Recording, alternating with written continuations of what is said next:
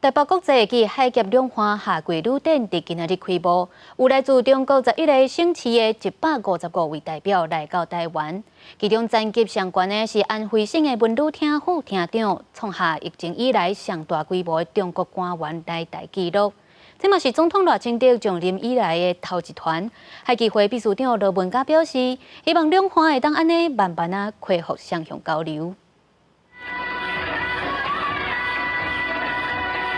传统原住民舞蹈迎宾台北国际甲海峡两岸夏季旅展上场，今年除了宣传国内观光，阁有为中国11个省市来的旅游产官界拢总155个代表，其中包括29个中国官员。最高层级是安徽省文旅厅副厅长王静。安徽与台湾渊源深厚，安徽与台湾都是重要的旅游客源地和目的地。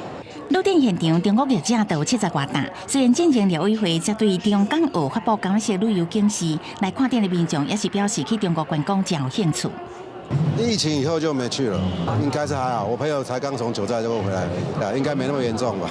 多交流的好啊，对，两岸才会多了解啊。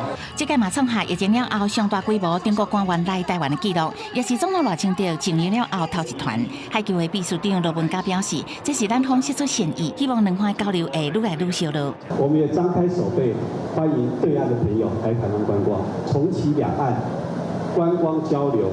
一直是政府希望能够推动的，那这个推动不仅能够带来两岸关系更好，也希望能够为两岸带来更好的发展。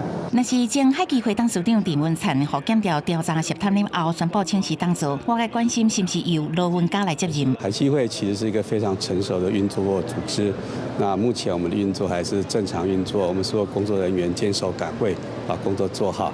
那至于其他，我们等待陆委会的指示。 罗文嘉指出，海基会也是正常的运作，未影响两岸互动，这对人选都听候陆委会指示。记者综合报道。